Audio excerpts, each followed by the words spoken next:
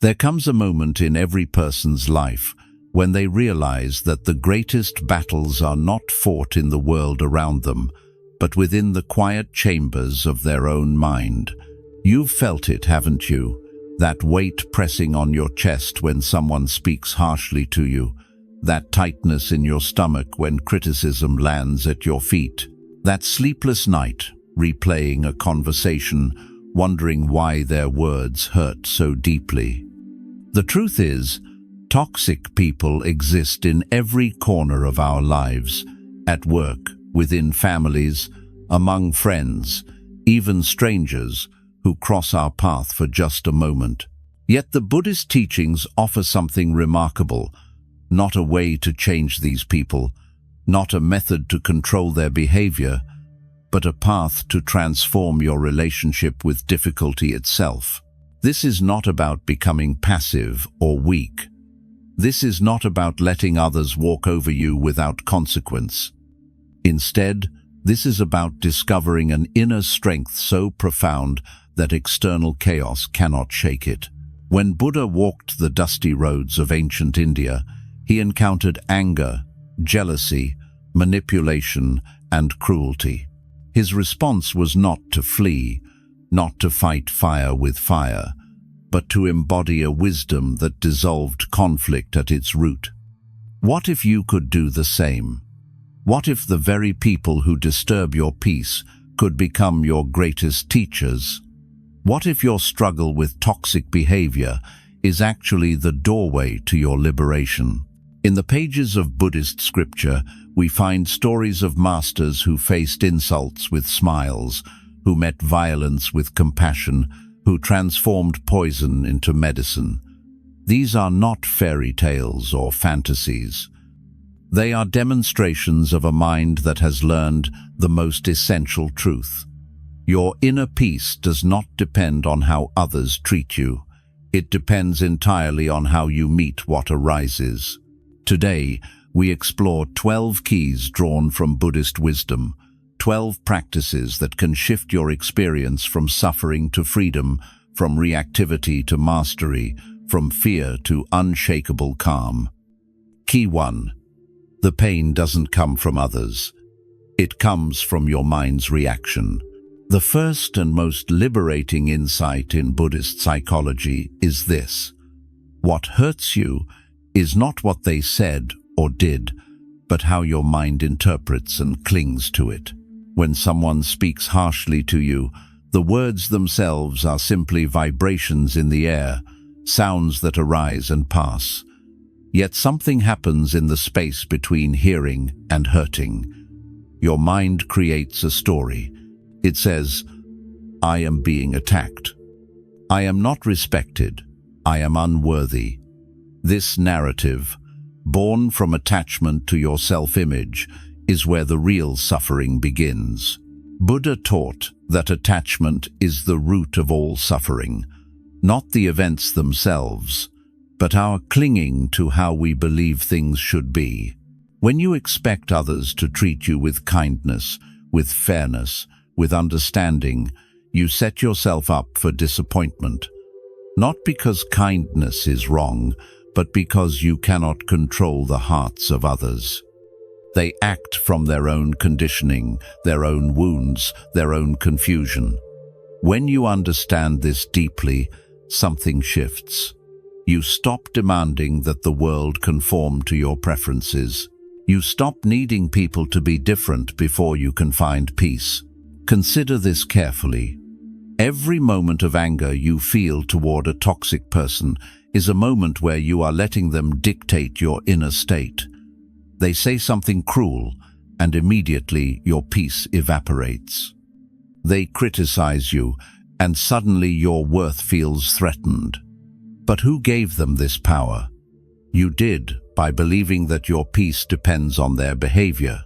This is the invisible chain that binds you to suffering.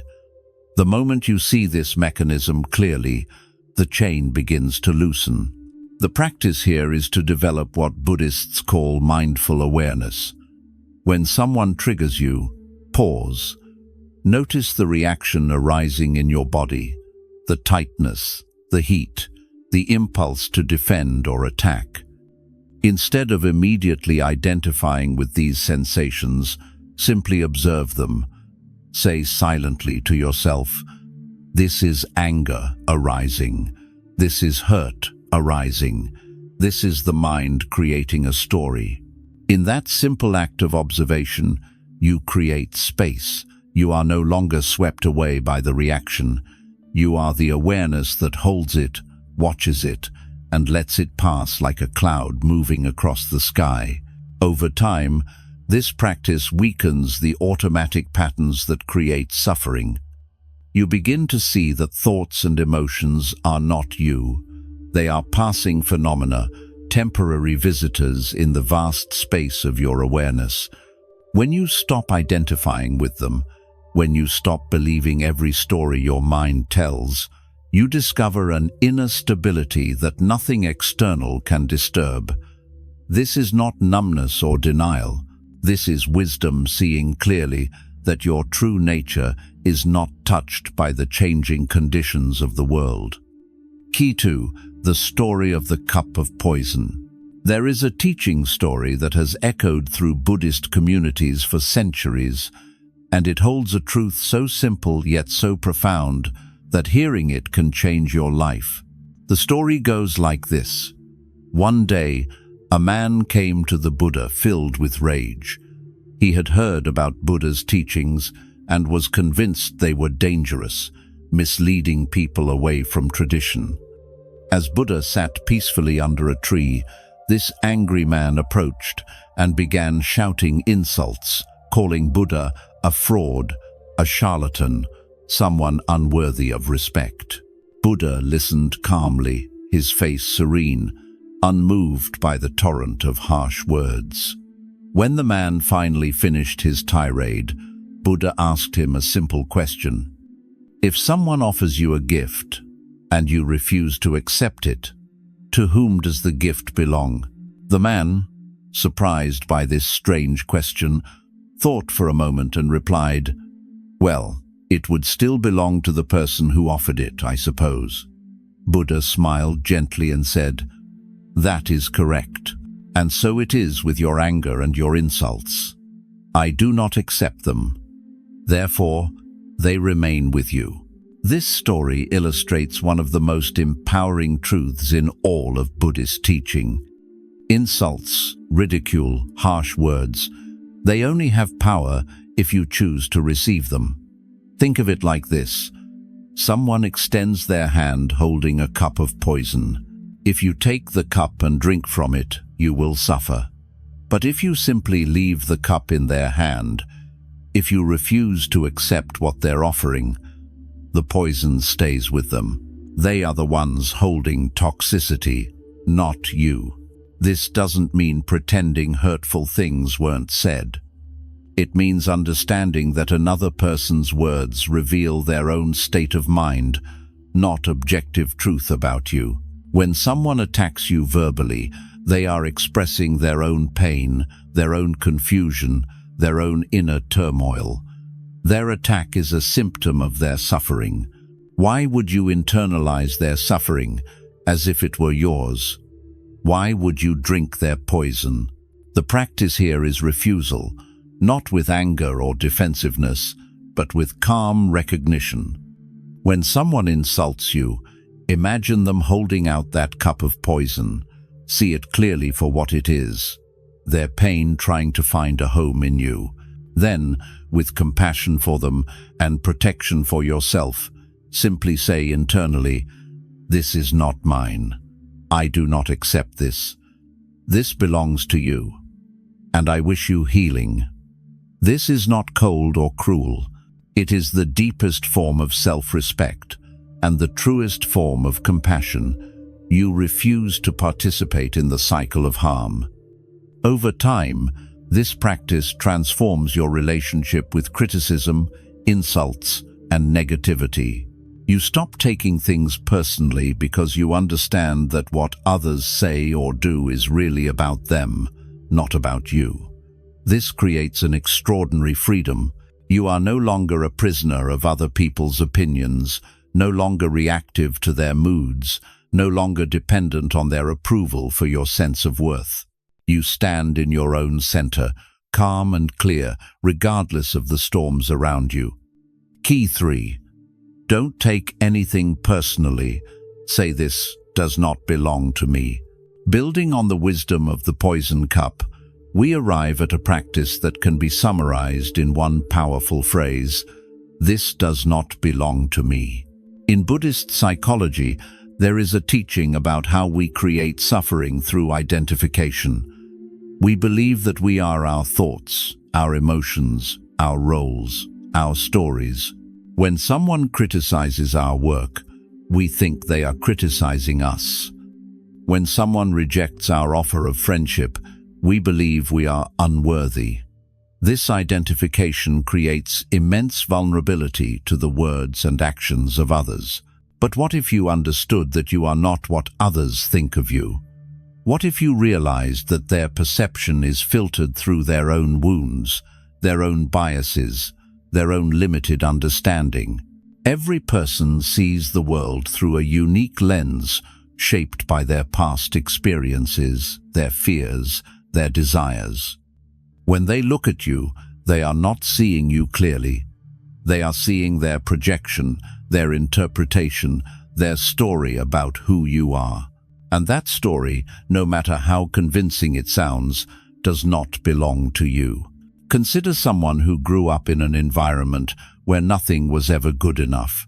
This person learned to be critical, to find fault, to withhold praise. Now, as an adult, they criticize you constantly. Your work is never satisfactory. Your efforts are never recognized. Their harsh words sting, and you begin to doubt yourself. But here's the truth. Their criticism is not really about you. It's about their conditioning, their learned pattern of relating to the world through fault-finding. They would criticize anyone in your position because that's the lens they see through. When you understand this deeply, you stop absorbing other people's projections as if they were truth. You see that their harsh words reflect their burden, not your reality.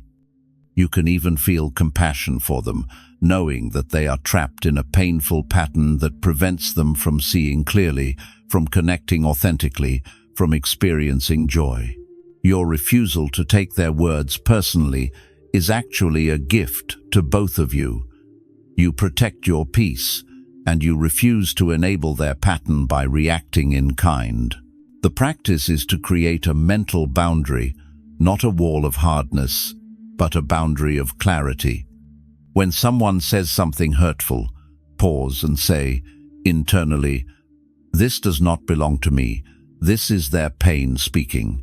I acknowledge what was said, but I do not receive it as truth about my worth or my nature." You can even visualize a protective light around you, not to shut people out, but to filter what enters your inner sanctuary. Let kindness and truth pass through. Let projection and attack bounce away harmlessly. This doesn't mean ignoring legitimate feedback or refusing to grow. There is a difference between constructive criticism offered with care and toxic attacks designed to diminish you. You can discern which is which by checking in with your body and your intuition. Does this feedback feel aligned with truth? Does it come from a place of genuine care for my well-being? Or does it feel like an attempt to control, to manipulate, to transfer pain? Trust your inner knowing. When something truly doesn't belong to you, your entire being will feel the wrongness of taking it on. K4. Protect your energy field. In Buddhist and many spiritual traditions, there is an understanding that we are not merely physical bodies. We are also beings of energy, vibration, consciousness.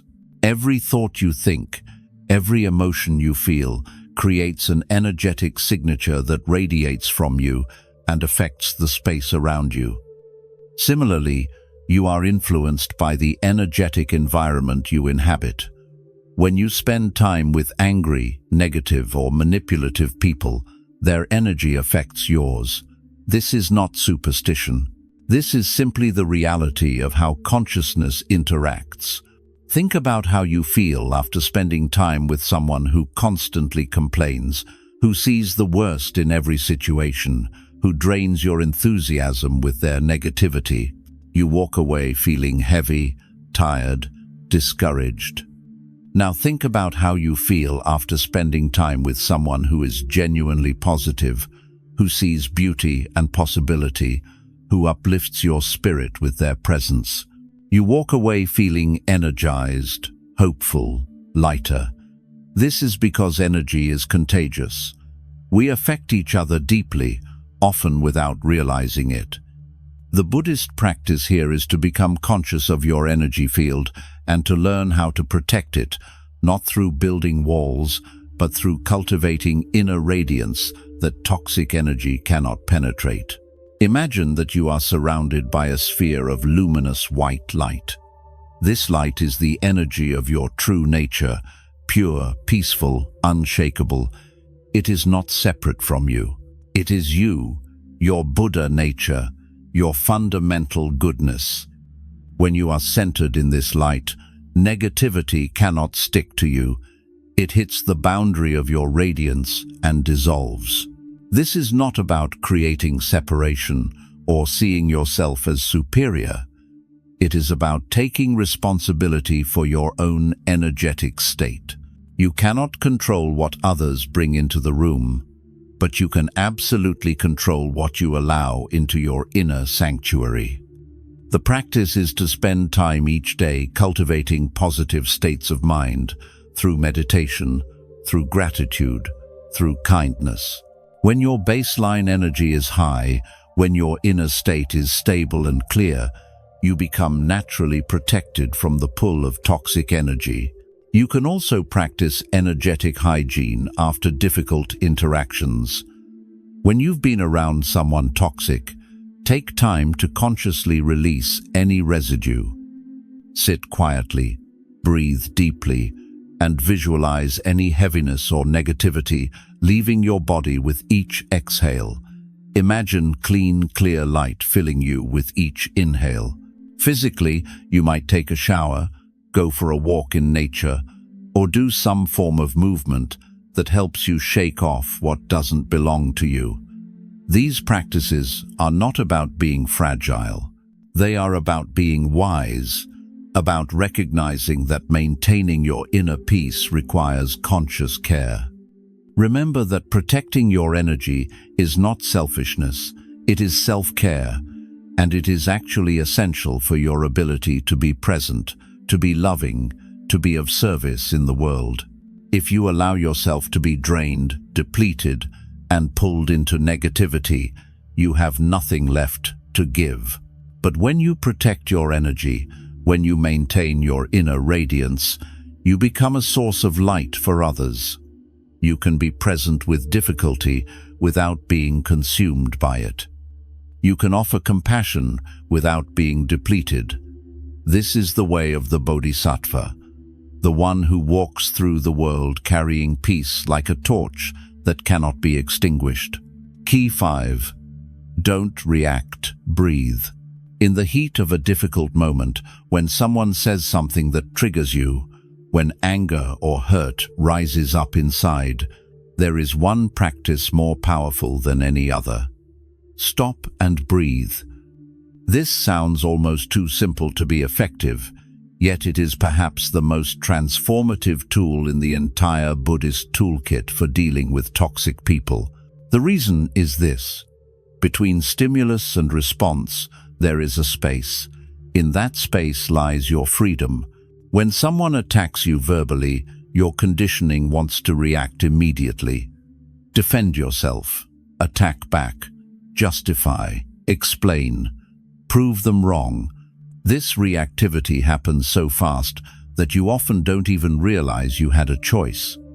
You just find yourself in the middle of an argument, heart racing, words flying, peace shattered. But what if, in that critical moment between hearing the words and opening your mouth to respond, you took one conscious breath? One breath might seem insignificant, but it changes everything. In that breath, you interrupt the automatic pattern.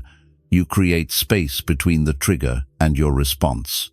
In that space, wisdom can arise. You can choose how to respond rather than being controlled by your conditioning. You can ask yourself, is what I'm about to say going to create more suffering or less? Is this reaction coming from my highest self or from my wounded ego? What would love do here? The breath is your anchor to the present moment. When you are triggered, your mind immediately travels into the past, pulling up every other time you were hurt or disrespected, or it projects into the future, imagining all the terrible things that might happen. Either way, you have left the present moment, and you have lost access to clarity and wisdom. The breath brings you back. It says, right now, in this moment, you are okay. Right now, you have a choice. Right now, you can respond with wisdom rather than reactivity. This practice requires training. You cannot expect to suddenly become calm and centered in the midst of conflict if you never practice when things are peaceful. So the Buddhist approach is to establish a daily meditation practice where you train yourself to return to the breath again and again. You sit quietly. You notice when your mind wanders, and you gently bring your attention back to the breath. This trains the neural pathways of awareness and choice. Over time, this capacity to pause and return to breath becomes available even in difficult moments. When you are actually in a confrontation with a toxic person, the practice looks like this. They say something hurtful. Instead of immediately responding, you close your eyes for a moment if possible, or simply turn your attention inward. You take one deep, conscious breath. You feel the air entering your body, filling your lungs, and then releasing. In that breath, you reconnect with your center, with your calm, with your wisdom. Then, from that centered place, you choose your response. Maybe you speak. Maybe you stay silent. Maybe you set a boundary. Maybe you walk away. Whatever you do, it comes from clarity rather than reactivity. Silence, chosen consciously, becomes your invisible sword. It is not weakness, it is strength. It is the refusal to add more violence to a violent situation, more chaos to a chaotic interaction. Calmness becomes your shield. It protects you from being pulled into drama, from being manipulated, from losing yourself in someone else's storm. And gradually, as you practice this again and again, something remarkable happens. You realize that you are free. You are free from the tyranny of other people's behavior. You are free from the compulsion to react. You are free to choose peace, no matter what anyone else is doing. Key 6. Learn to say no with love. One of the most challenging aspects of dealing with toxic people is setting boundaries. Many of us were raised to believe that being kind means always saying yes, always accommodating, always putting others first. We fear that if we say no, we are being selfish, unkind, unspiritual. This misunderstanding causes immense suffering. It allows toxic people to take advantage of our kindness. It drains our energy, depletes our resources, and leaves us feeling resentful and overwhelmed. Buddhist wisdom teaches us that true compassion requires wisdom, and wisdom includes discernment about what is truly helpful. Saying yes when you mean no is not compassion, it is self-betrayal. Every time you agree to something that violates your truth, you send a message to yourself that your needs do not matter, that your peace is not important, that your well-being can be sacrificed. Over time, this erodes your sense of self-worth and your capacity to maintain healthy relationships. Learning to say no with love is one of the most important skills you can develop. It protects your energy, your time, and your peace. It teaches others how to treat you. It creates space for genuine connection rather than obligation or resentment. But how do you say no in a way that is compassionate rather than harsh? How do you set a boundary without attacking the other person? The key is to make your no about yourself, not about them. Instead of saying, "You're being unreasonable and demanding," you say, "I need to honor my own limits right now, so I won't be able to help with that." Instead of saying, "You always take advantage of me," you say, "I've noticed that saying yes in these situations leaves me feeling depleted, so I'm going to say no this time." You are taking responsibility for your choice without blaming them. This is not easy, especially if you are dealing with someone who does not respect boundaries, who pushes back, who tries to make you feel guilty for saying no. But this is precisely where your practice is tested. Can you remain calm and clear when they pressure you? Can you repeat your boundary without getting defensive or angry? Can you say, "I understand you're disappointed, and I'm still going to honor my decision"? The practice of saying no with love also includes examining your own motivations. Sometimes we say yes out of a genuine desire to be helpful and generous. Other times, we say yes out of fear, out of a need to be liked, out of a belief that our worth depends on how much we give. The Buddhist path asks you to be honest with yourself. When you feel the impulse to say yes to something that doesn't feel right, pause and ask, "Why am I considering this? Am I genuinely called to help, or am I afraid of the consequences of saying no?" When you learn to say no from a place of self-respect and clarity, something beautiful happens.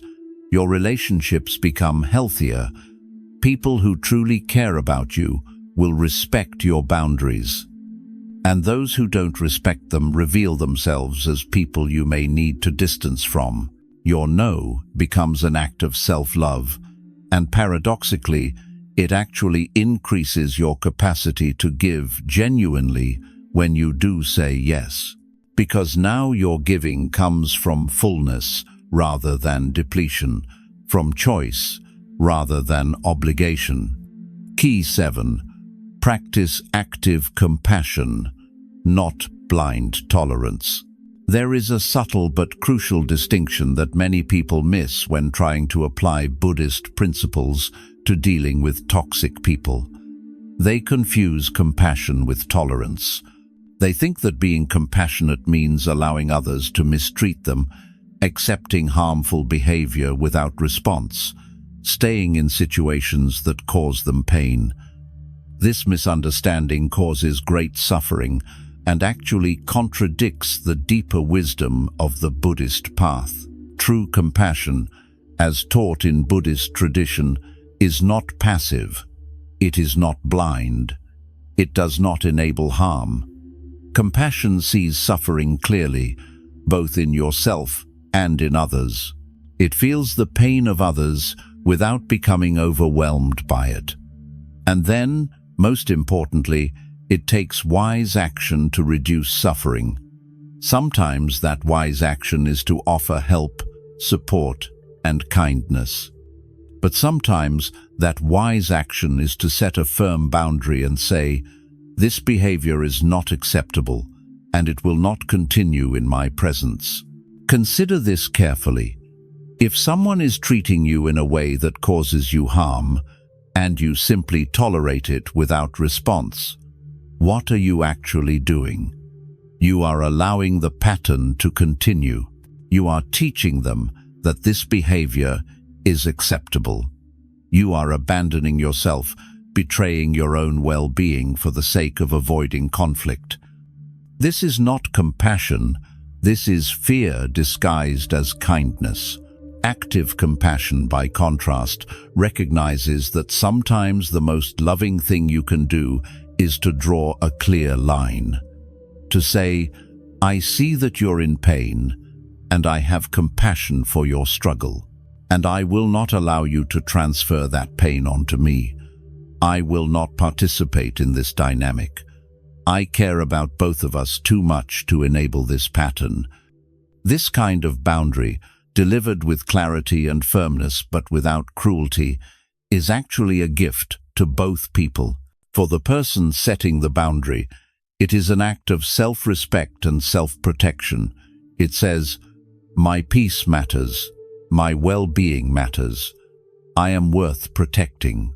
For the person receiving the boundary, it can be a wake-up call, an opportunity to recognize that their behavior has consequences, that relationships require mutual respect.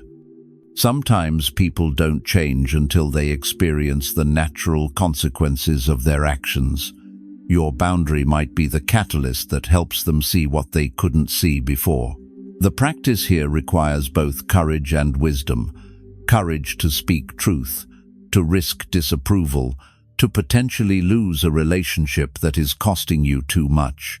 And wisdom to know when to engage and when to disengage, when to offer another chance and when to walk away for good. There is no formula that works for every situation. You must feel your way through, staying connected to your inner truth, your intuition, your deepest knowing about what serves the highest good. Active compassion also includes self-compassion. You have compassion for your own difficulty in these situations. You recognize that setting boundaries is hard, that disappointing others is uncomfortable, that you too are learning and growing. You do not demand perfection from yourself. You simply commit to doing better, to honoring yourself more, to refusing to participate in dynamics that diminish your light. And when you slip, when you revert to old patterns of people-pleasing or tolerance, you treat yourself with kindness and try again. Key 8. Don't try to change others. One of the most liberating realizations on the Buddhist path is this: you cannot change other people. You can only change yourself. This might sound obvious, yet so much of our suffering comes from the futile attempt to make others see things differently, to behave better, to finally understand what we've been trying to tell them for years. We pour our energy into trying to fix them, to heal them, to convince them, and we suffer when they don't change. The desire to change others often comes from a place of genuine care. You see someone you love making choices that hurt them. You watch a family member repeat destructive patterns. You work with someone whose behavior creates problems for everyone. Of course, you want them to change. Of course, you wish they could see what you see. But here is the hard truth. Each person walks their own path. Each soul learns in its own time, in its own way.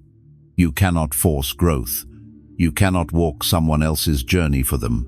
Buddhist teaching emphasizes that all beings have Buddha nature, the potential for awakening. But this potential unfolds according to its own mysterious timing, influenced by countless causes and conditions from this life and previous lives. Some people are ready to change. Some people are not. And you, with all your good intentions, cannot determine their readiness. What you can do is offer what you have to offer, your wisdom, your example, your love, and then release attachment to the outcome. This doesn't mean you stop caring. It doesn't mean you abandon people or refuse to help. It means you recognize the difference between offering light and trying to force someone into it. You can hold space for someone's growth without taking responsibility for it. You can share what you've learned without needing them to adopt it. You can love someone while accepting that they may never change. The practice here is to focus your energy where it actually has power, on your own mind, your own heart, your own responses. Instead of asking, "How can I make this person different?" ask, How can I remain centered and peaceful regardless of their behavior? How can I protect my own well-being while still caring about theirs? What is mine to do and what is theirs? These questions return power to you where it belongs. There is profound relief in releasing the burden of trying to change others. You realize how much energy you've been wasting in a futile effort. When you redirect that energy toward your own transformation, toward your own spiritual practice, toward cultivating your own inner peace, everything shifts. You become lighter, clearer, more grounded. And paradoxically, when you stop trying to change others, sometimes they change on their own, because you're no longer pushing against them, no longer creating resistance, no longer making their behavior about you. Let them bloom in their own season, or not bloom at all. That is their journey. Your journey is to become more awake, more compassionate, more free. When you truly grasp this, you feel a weight lift from your shoulders. You are no longer responsible for fixing everyone. You are simply responsible for living your own truth as fully as possible and offering that light to the world. Some will be drawn to it, some will not, and that is exactly as it should be. Key 9. Be the witness, not the storm. In Buddhist meditation practice, there is a fundamental shift that happens when a practitioner begins to experience themselves not as the content of their mind, but as the awareness that observes the content. You are not your thoughts, not your emotions, not your reactions. You are the vast, spacious awareness in which all these phenomena arise and pass away.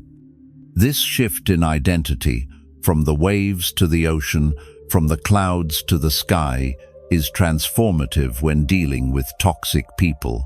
When someone behaves badly toward you, there is usually an immediate identification with your reaction. I am angry. I am hurt. I am insulted. These statements create a sense that you are the emotion, that you are being attacked, that your very being is threatened. But what if you could observe the situation from a different vantage point? What if you could watch the scene as if you were the sky watching clouds pass by? The practice of being the witness means cultivating awareness that can hold all experiences without being disturbed by them. Someone yells at you. Instead of becoming the anger, becoming the hurt, becoming the one who must defend, you simply notice, interesting. There is yelling happening. There is a feeling of tension in the body. There is a thought that says, this is unfair. All of this is arising in the field of my awareness. You are not denying the experience. You are not suppressing your feelings. You are simply not drowning in them. This witnessing consciousness is always available. It is your true nature, unchanging, unshakable, peaceful.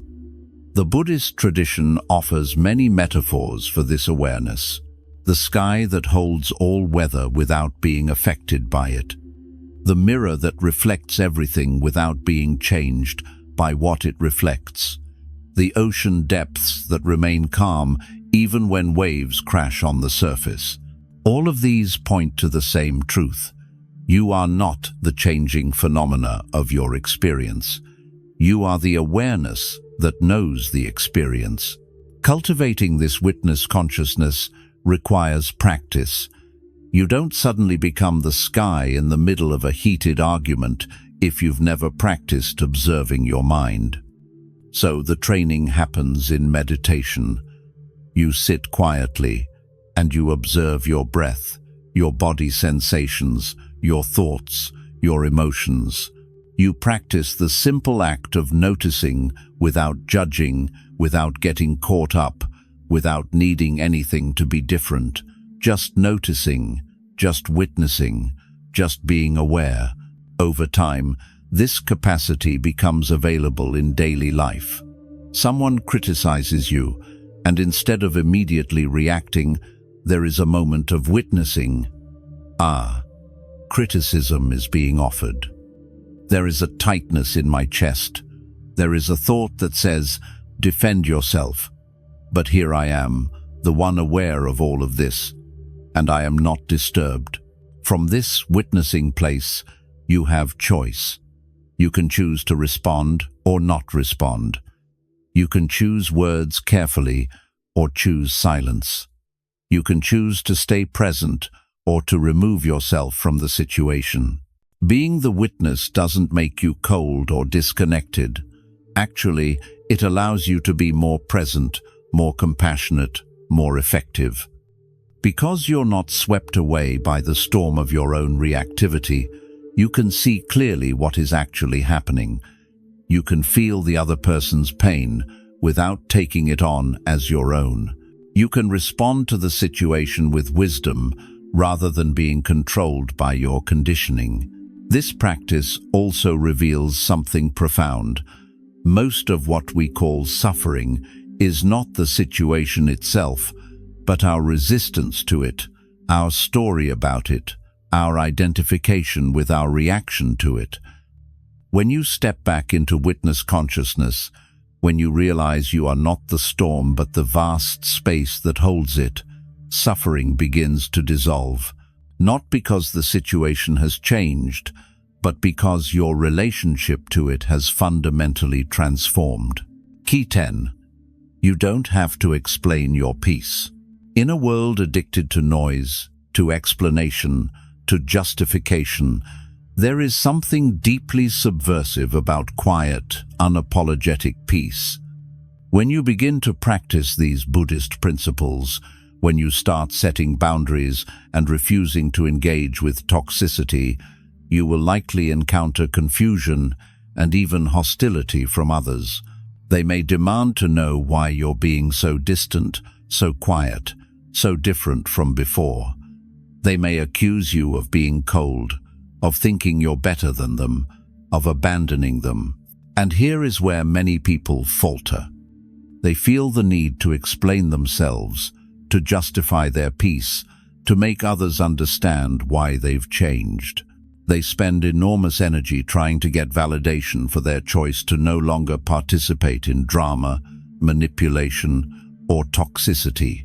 But this very attempt to explain often pulls them right back into the dynamic they're trying to escape, because toxic people rarely accept your explanations. They argue with them, poke holes in them, make you feel guilty for prioritizing yourself. Buddhist wisdom offers a different approach.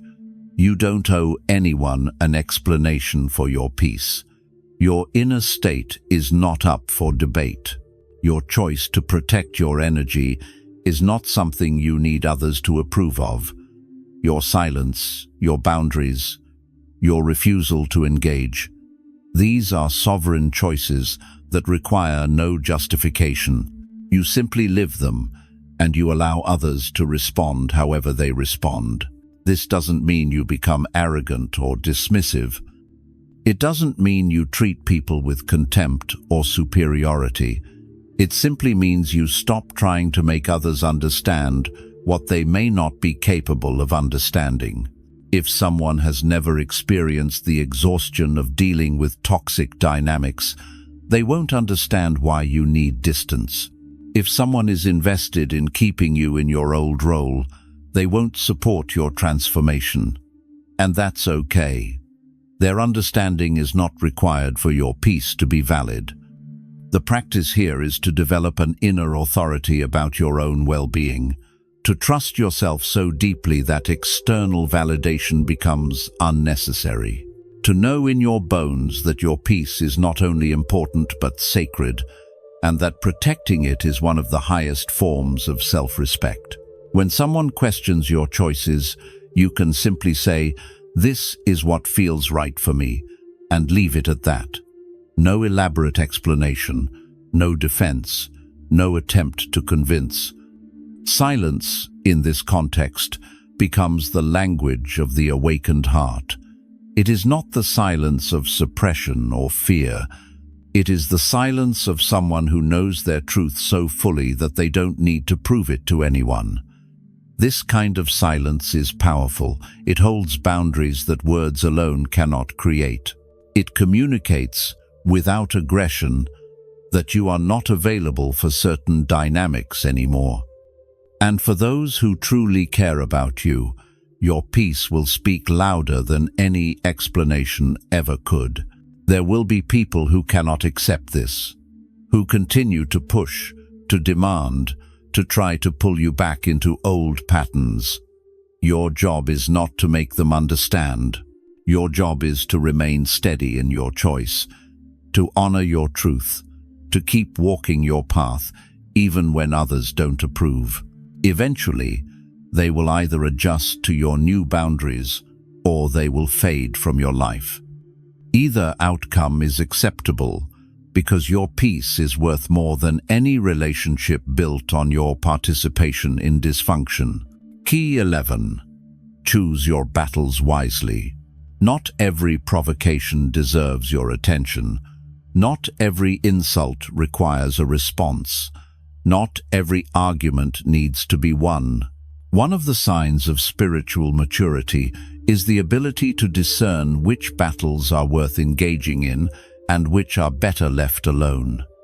This discernment, this wisdom to know when to speak and when to stay silent, when to engage and when to walk away, is essential for maintaining your peace in a world full of potential conflicts.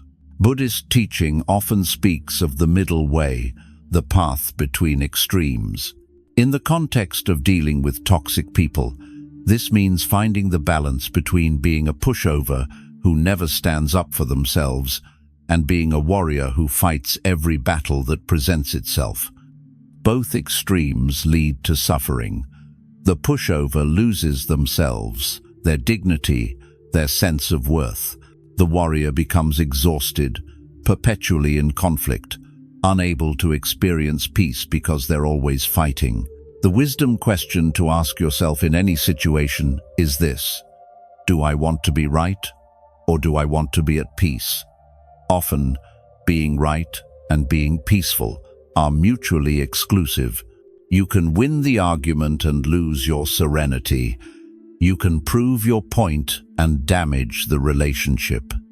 You can have the last word and carry the tension in your body for days. Is it worth it? Only you can answer that question in each situation, but asking it changes everything. There are times when speaking up is necessary, when someone crosses a line that genuinely needs to be defended, when silence would be a betrayal of your values or your safety, when your voice can make a difference that matters. In these moments, engage fully, speak your truth with clarity and strength, stand your ground. But even in these necessary confrontations, you can choose to do so without losing your center, without being pulled into reactivity, without abandoning your peace. Then there are all the other times, the countless small provocations, the petty conflicts, the pointless arguments that will change nothing and only deplete you. Someone makes a rude comment. Someone disagrees with your opinion. Someone tries to bait you into an argument. These moments are invitations to practice non-engagement, to let the arrow fly past without catching it, to watch the hook being cast without biting. The practice is to flow like water around obstacles rather than crashing against them. Water doesn't fight with rocks in its path. It simply moves around them, over them, through the gaps between them. It continues its journey without resistance, without struggle. You can do the same. When you encounter someone determined to create conflict, you can simply flow around them. Not with avoidance or cowardice, but with the wisdom that knows this particular stone is not yours to move. This requires letting go of ego, that part of you that wants to be right, that needs to win, that feels diminished if you don't defend yourself against every slight. The ego will tell you that walking away means losing, that silence means weakness, that non-engagement means defeat. But the deeper truth is exactly the opposite. The person who can let go of the need to be right is the strongest person in the room. The one who can walk away from pointless conflict is the most powerful. True victory is keeping your peace while the world argues. So choose your battles with wisdom and discernment. Save your energy for what truly matters. Protect your peace as the precious resource it is. And when in doubt, remember this simple truth. Peace is more valuable than being right. When you truly understand this, when you feel it in your bones, you become free. Free from the compulsion to engage with every provocation. Free from the tyranny of other people's opinions. Free to walk through the world with your peace intact, regardless of the storms around you. Key 12. Use absence as medicine.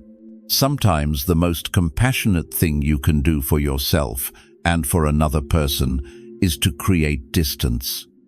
There is wisdom in knowing when a relationship has become toxic beyond repair, when your presence in someone's life enables their dysfunction, when the cost of staying connected outweighs any benefit.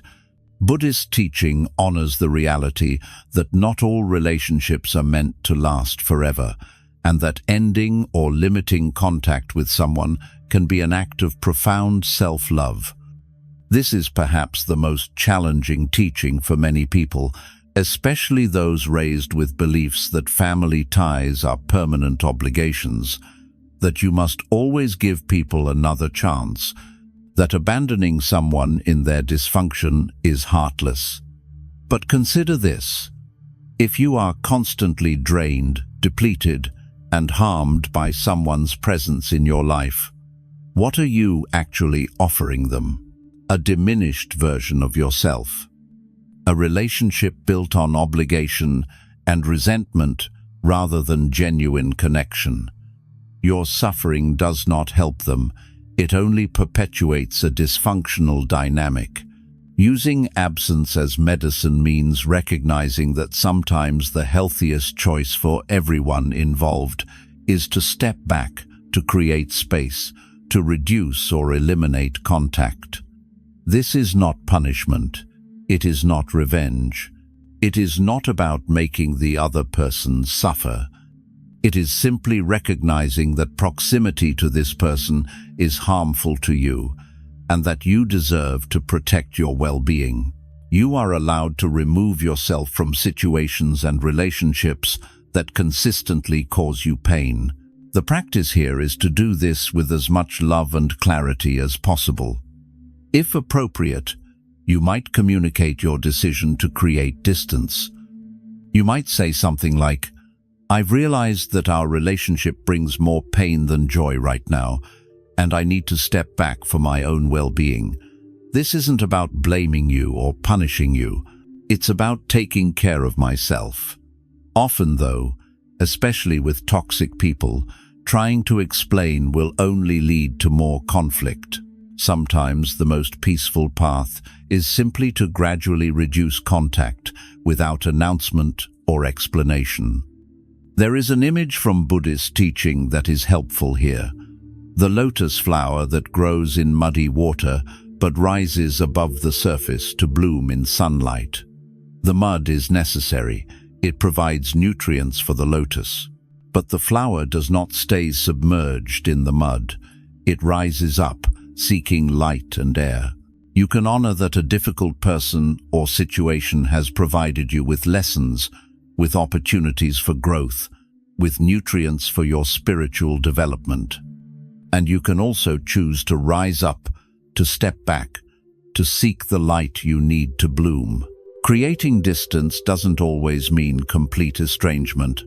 Sometimes it means changing the nature of the relationship, limiting contact to brief, structured interactions, setting clear boundaries about what you will and won't engage with, protecting yourself while still maintaining some level of connection.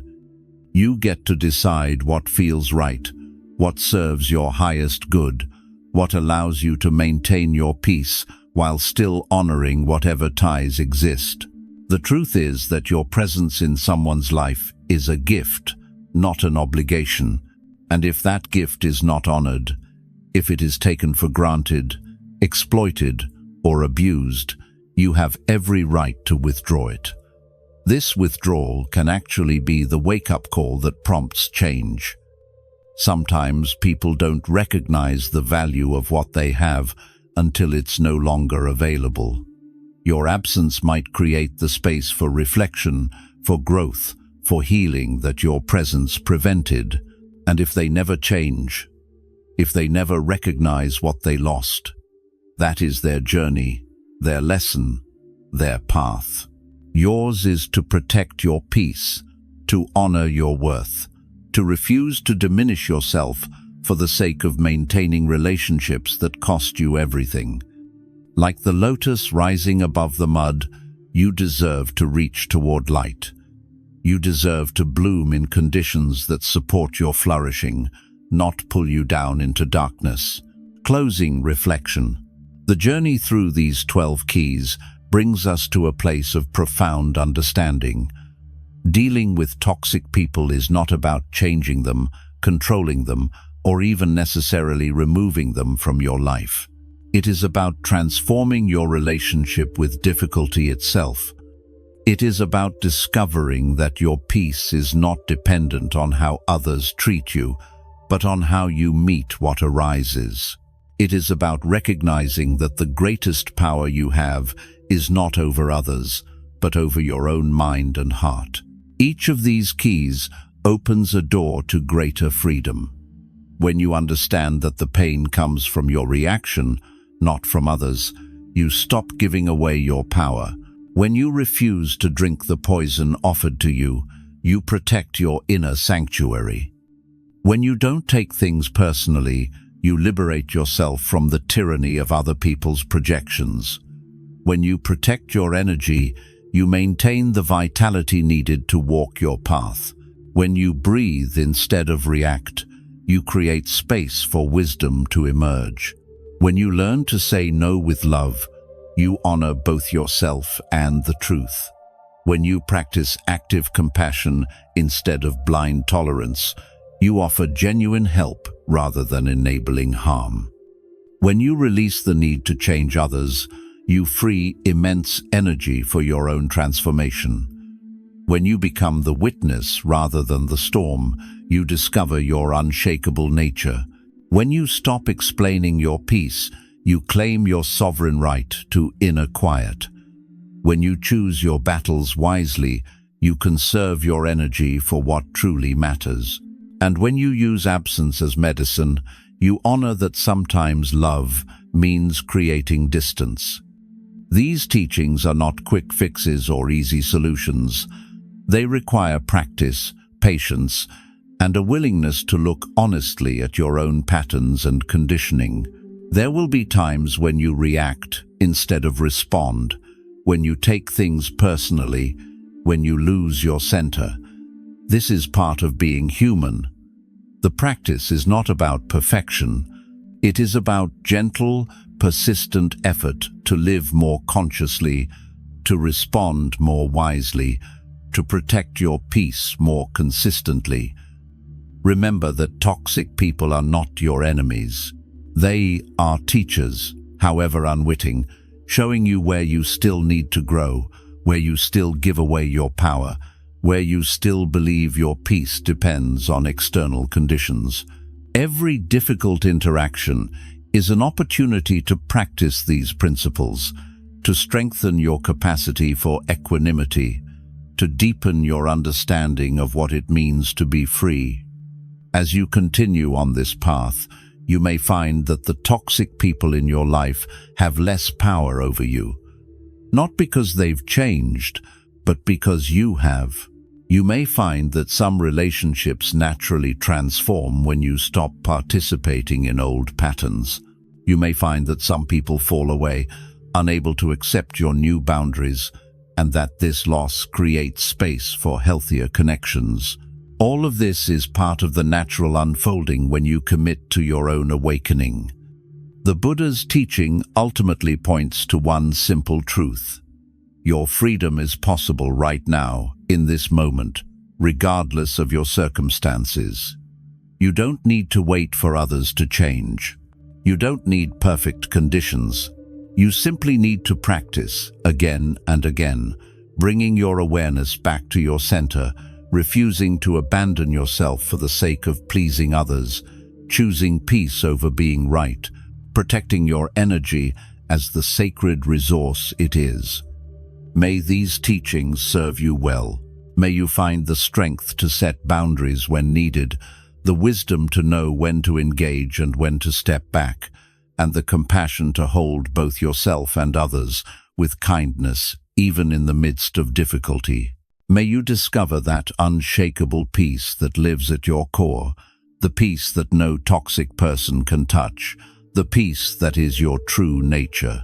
And may you remember, in the most challenging moments, that you are not alone in this practice.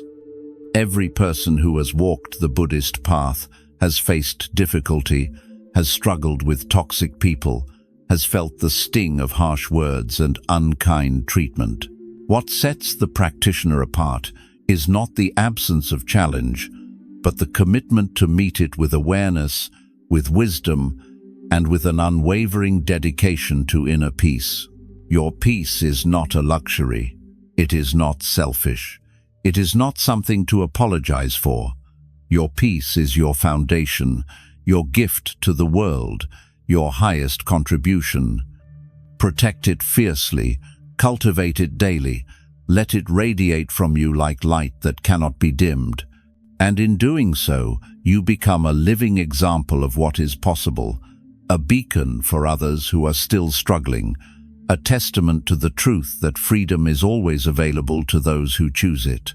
If these teachings have resonated with you, if you've found wisdom here that speaks to your heart, consider sharing this message with someone who might need it.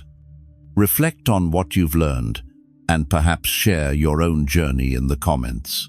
And if you'd like to continue exploring these Buddhist principles for living with greater peace and clarity, subscribe to our channel. Together, we walk this path of awakening, supporting each other in the practice of living with wisdom, compassion, and unshakable inner peace.